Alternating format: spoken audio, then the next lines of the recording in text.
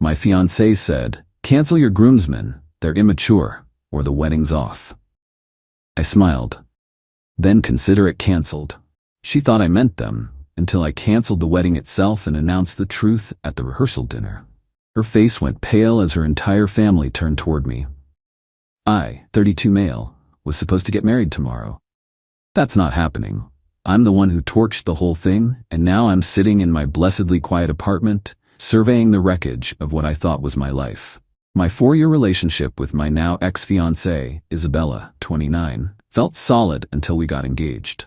Then, wedding planning became a corporate takeover led by her and her mother, Eleanor. They had a very specific, very expensive, and very beige vision. My input was treated like a cute suggestion from an intern. I wanted a food truck. They wanted a string quartet.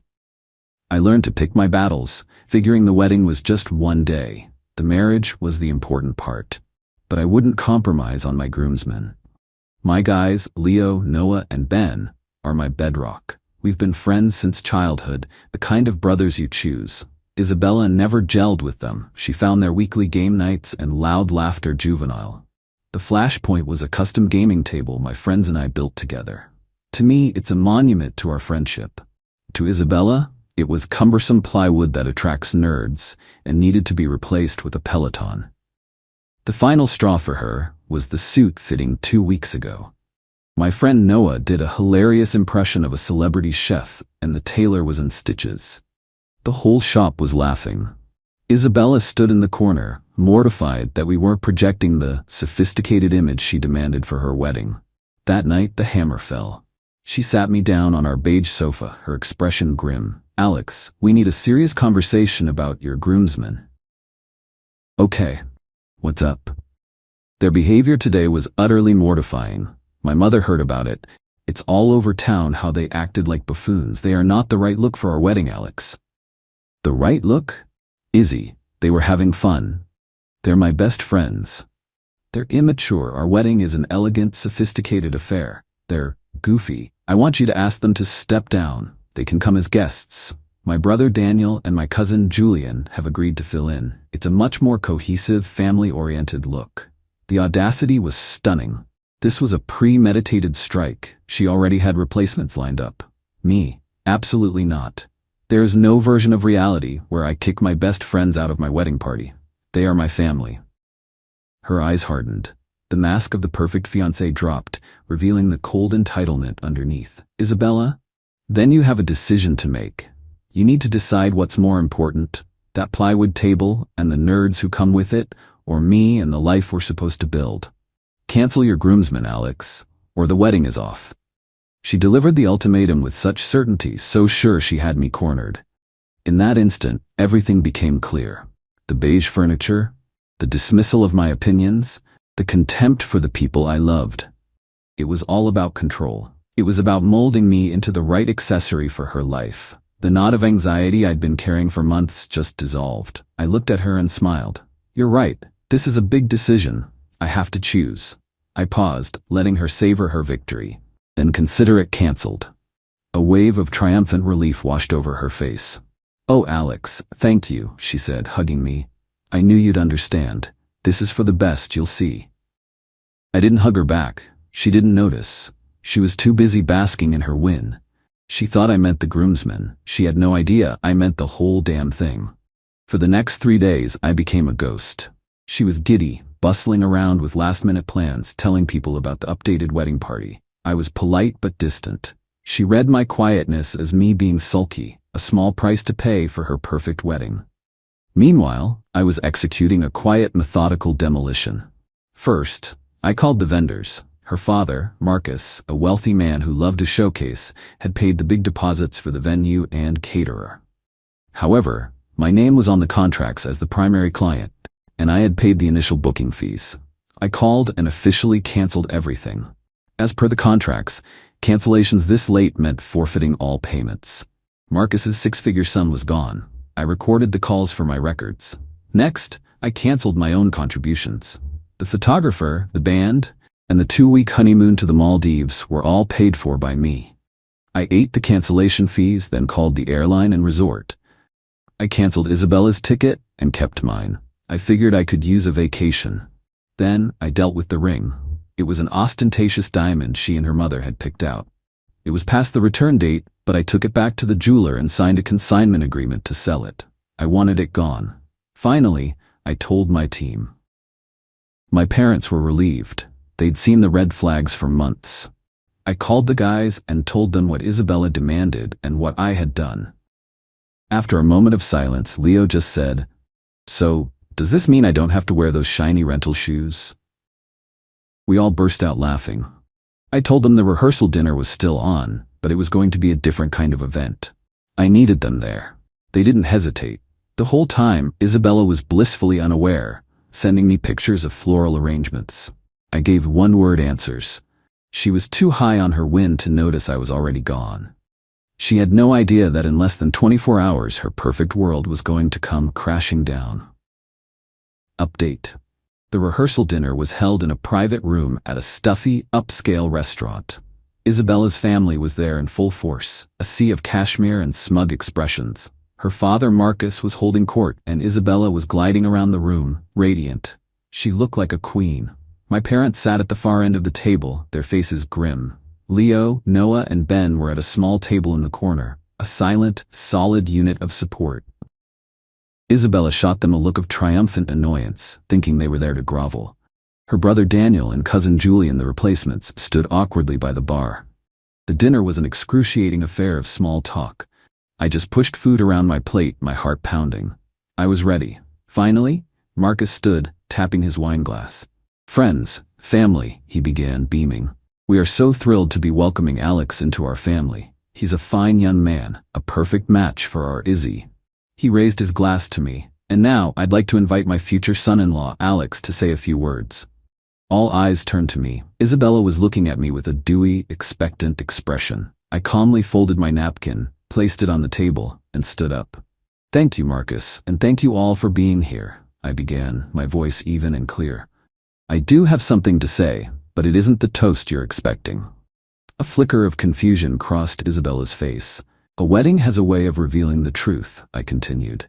"And this week, I learned a very hard truth." I turned my head slightly to look at Leo, Noah, and Ben. Earlier this week, Isabella gave me a demand. She told me that my groomsmen, my best friends since childhood, were an embarrassment. She said, and I quote, they were immature and not the right look for the elegant wedding she had planned. A gasp went through the room. Isabella's smile vanished, replaced by a pale mask of horror. "She gave me an ultimatum," I said, my voice never wavering. "I had to kick Leo, Noah, and Ben out of my wedding party. It was non-negotiable. She told me, 'Cancel your groomsmen, or the wedding is off.'" The silence was absolute. I let the words hang in the air before I looked directly into Isabella's wide, terrified eyes. So I made my choice. When she issued that ultimatum, I responded with 2 words: "Consider it canceled." She smiled and hugged me, believing I was caving.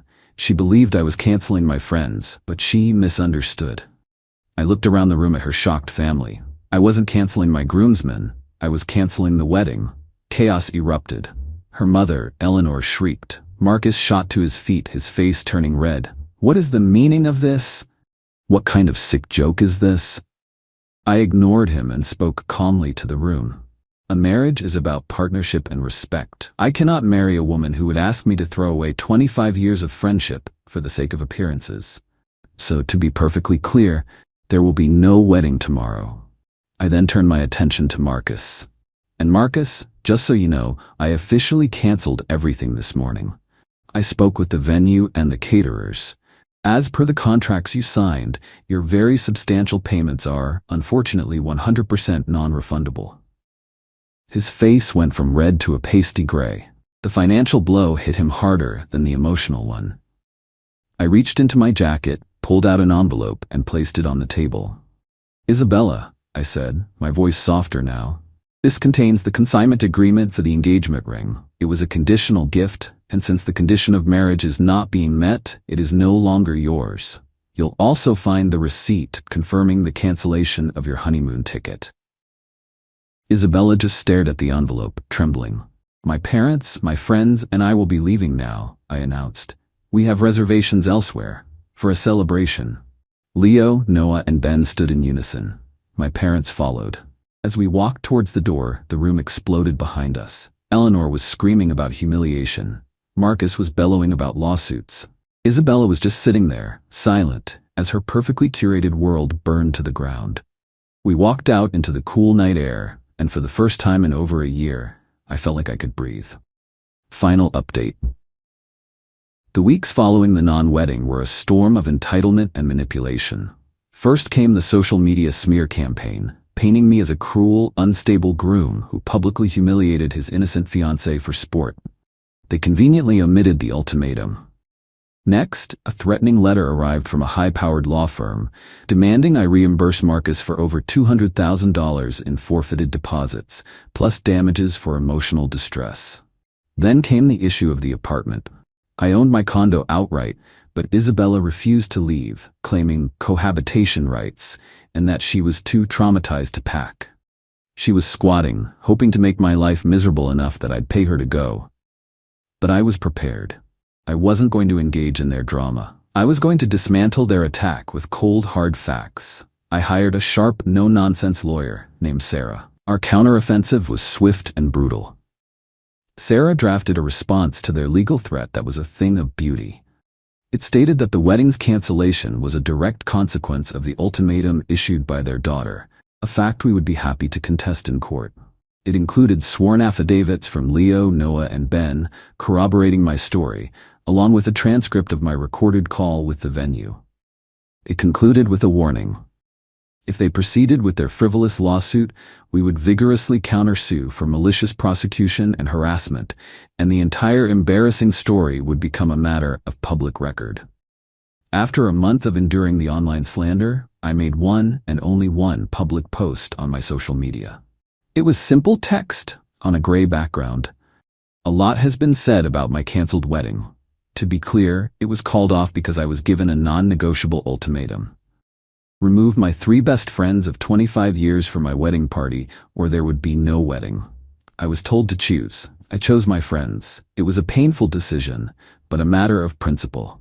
I will not be commenting further and wish everyone involved peace. The effect was immediate. My friends and family shared it. The narrative they had so carefully controlled shattered. For the apartment, I didn't text or call.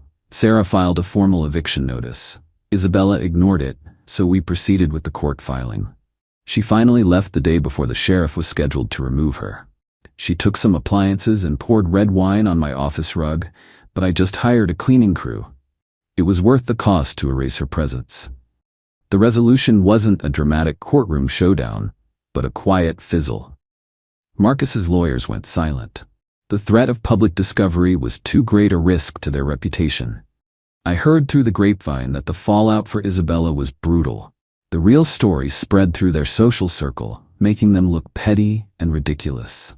Marcus lost face, and Eleanor was reportedly so embarrassed she quit her country club. Isabella had to move back in with her parents.